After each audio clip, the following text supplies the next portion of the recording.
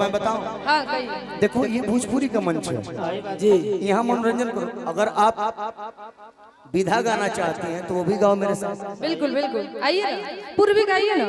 देखा आइए वो पूर्वी एक खड़ा बतरा पता बा, हाँ। पूर्वी के भाषण देती है। तोरा पता बा, अगर मैं आइए पूर्वी गाइए ना। आप पूर्वी गाने के लिए बोल रहे हैं ये सभी जो वन मिनट, पूर्वी गाइए। 1 मिनट, आई एक्सेप्ट योर चैलेंज।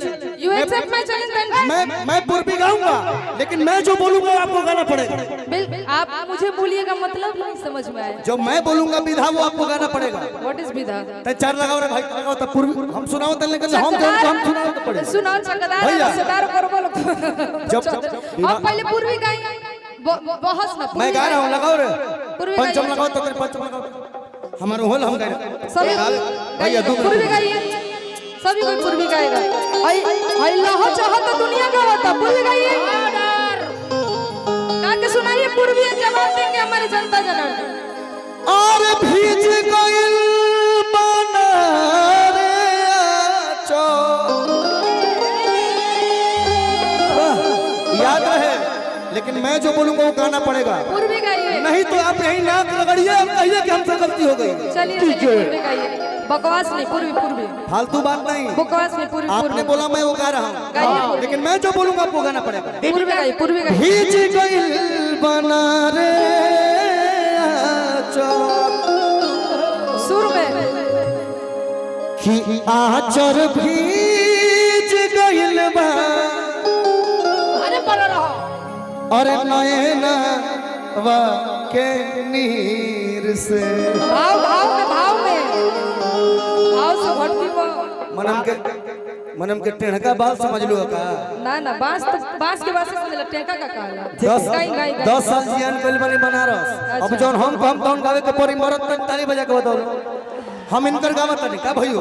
ठीक बात है, मेरे से बेटर पूर्वी ये गा सकते, लेकिन तुमने मुझे चैलेंज किया, मैं गाऊंगा। मैं सबको बोल रही हूँ पूर्वी गाइए। आचर भीज गइल बा और नैना वा के नीर से ना जाने कवना पीर से आचर भीज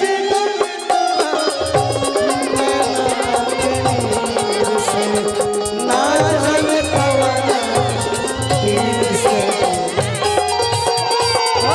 नीचे नीचे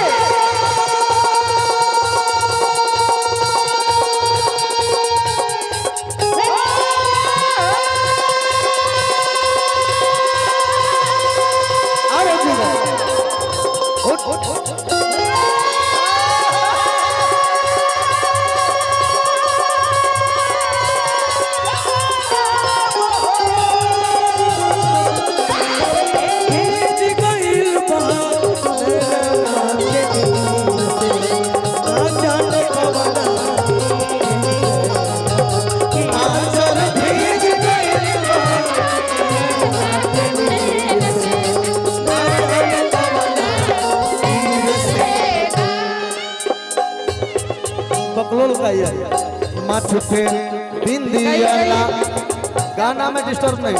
माथ पे क्या बात है, मैं अपनी तारीफ करूं, क्या बात है। और होगा इधर साइड हो जाएंगे। अब गावत हूं। किनारे हटो, किनारे हटो। आइए माथ पे हटो, हटो। माथ पे बिंदिया लाले लाल फूलल दोनों तरफ के। और तने भाव में, और तने भाव में, और भाव में, और भाव में तने। क्या बात है। माथ पे बिंदिया लाल लाल फूलल दोनों तरफ के गाल।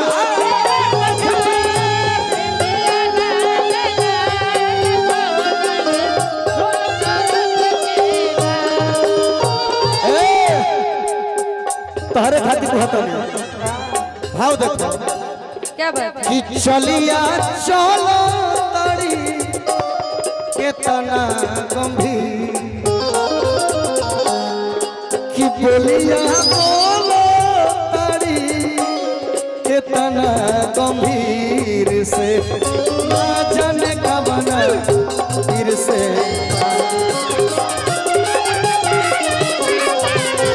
एक हरा